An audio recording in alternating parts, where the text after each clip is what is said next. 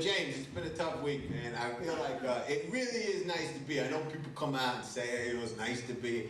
It's nice to be here because you find, especially in all around here, I mean, there are people have a center. I just came from LA and I can't I can't take it anymore.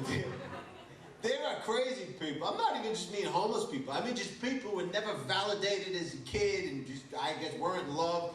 I was on my way here earlier today. I was on my way to the airport and some dude walked up to me wearing a cape. I can't take this shit anymore, James.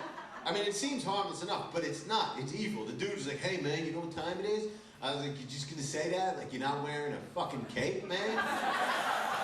I feel like every time I sit down alone in that town, some wacko who's been dying to talk about Jesus, you know, or granola, or his mother. Try this. When you deal with crazy people, just in general, even if you're dealing with your friend after he's had too much to drink, just say, you can tell, hey, you guys want to buy some weed? Just say crazy shit back. Really, try this. Say, Conrad, just say crazy stuff back. It works. People freeze. They don't know how to deal with it. A guy came up to me where I live. He goes, man, Jesus is coming. And I was like, bird in the hand, bird two in the bush, apple juice. And he was frozen. He didn't know how to deal with it. He just said, huh? And then he goes, no, man. I said, Jesus is coming. And I was like, how the fuck am I supposed to eat soup without an envelope? Conrad, what are you doing? Where are you from, Conrad? Do you live here? Oh, Florida. What do you do? What's it? What, woman? Holy hell. It's a long way from home. Oh, yeah, you should. Holy hell. That's a long way from home. Well, she wants to know what you're doing in her town. I apologize, ma'am. I'm going to find out what's happening right now. The CIA of Bend wants to know what the fuck you're doing here a long way from your home. What are you doing here, Conrad? You look like you came in to make a deal. Conrad looks like he's got designs on building something that people don't want him to build, and then the community planning board is going to try and have him. Conrad, what the fuck are you doing in Bend? This woman has had enough of you and your whole team. It's a fascinating culture. Homeless people in LA are aware of what you drive. I was standing next to a homeless guy with a garbage on his head, and this nice car drove by, and he turned to me and he goes, I didn't even know that model was out yet. And I was like, why the fuck? You mean the salesman never gave you a pamphlet while you were taking a dump in the bushes at the Maserati dealership? Why would you know that's out? And then you get into this situation. My first experience in LA, James, I walk into this coffee shop. I walk into this coffee shop, young lady, and there's a woman sitting there with the biggest fake titties in the world. They were bigger than you know those the redwood tree. That's a large tree, right? These titties, Joe, were bigger than they were redwood titties.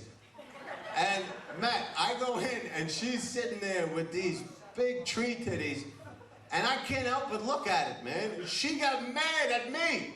I don't know where she's coming from. So the woman turns to me and goes, "What are you looking at?" I was like, what am I looking? If I stuff a balloon in my pants, paint the bullseye on it, you might take second fucking peekaboo, wacko. I'm looking at you, redwood titties. What do you think I'm looking at? And that's right, young lady. And I said to her, oh, and she's wearing glitter. What the fuck is that all about? Why do women wear glitter? Oh, do I want to look like a pixie or a hoe or both? So she's sitting there. And Conrad, I apologize for this, but I said to her, I was like, why would you get them that big? We should cut her cell phone service. I said, why would you get them that big if you're so sensitive, And they heard? Well, they may have, but she chose to buy them, which was probably, she was thinking to herself, I never want to pay for dinner again, so I'm going to get these. But then figured out that she made a deal with the devil and put some glitter on. Anyway, the point is, I said to her, why would you get them that big if you're so sensitive? And she turns to me, she goes, I did it for me, don't you worry about it. Oh, really? You got that for you. You did that for you. You buy an orthopedic pillow or snowshoes for you. You didn't do that for you. I got my balls enlarged. They're 12.5 pounds apiece now, but I didn't know of anybody else, James. It was all me. I like heavy nuts. I like them to swing like a lunch bag when I talk to lunatics like you. Shut up, you animal. This is what makes people crazy, woman. I mean, this week, for me, I'm sorry, I'm a little scattered. I was out here, I was coming on a night flight. I was in Florida a couple days ago, and then I had to come. Oh, by the way, fuck, these night flights, the pilot never shut up the whole time. We're flying, and he's yipping about logistical information. Like, we're going to be flying at an altitude of 36. I was like, what the fuck are you telling me for? Like, I'm going to stand up and go, that's a little high, Captain. Lower this bird. If I would have known we were flying at 35 grand, I would have gotten the fuck out. Why don't you say some other random stuff, you know? This is your captain. There's a lot of switches in here. I haven't seen my kids in a month and a half. What am I doing with my life?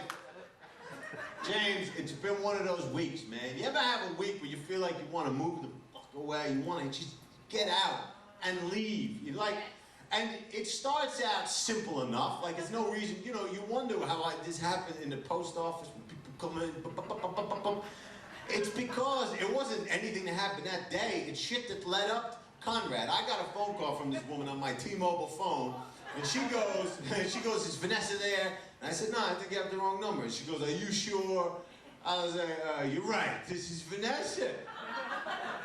And then right afterward, I walk into a Starbucks, James, and the dude got my order wrong, which is fine. But he had this attitude, you know? And all I said, I go, that's the wrong drink. And the guy goes, sorry, dude, I'm tired. And I was like, well, you know, have a fucking coffee, that's why I'm here. Why are you yelling at me? And then the guy goes, what did you get? And I said, a medium coffee. He goes, no, that's a grande. And I was like, before you guys came around, that was a medium. And then he goes, no, that's a grande. And I was like, you know what, now it's become an issue. The only way I'm using the word grande is if a Mexican pimp asks me what kind of titties I like. And give me a fucking coffee, por favor.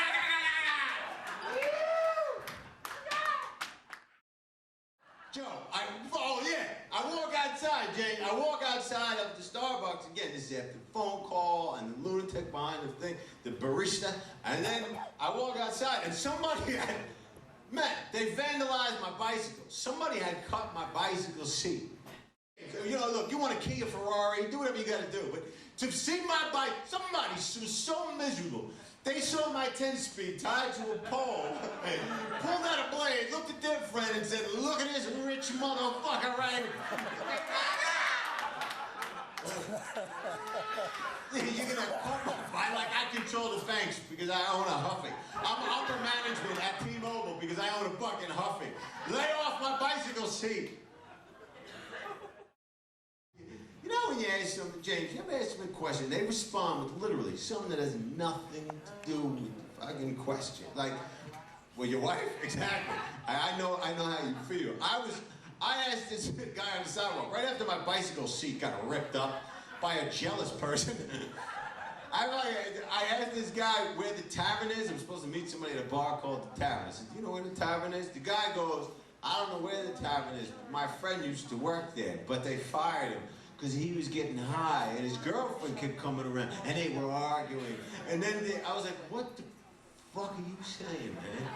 That's like you asked me for aspirin, and I'm like, I don't have any aspirin, but I once got to second base with this girl with a bottle of Tylenol at her father's house. We went to the prom. She drove a Trans Am, but he didn't like me. What? Shut up!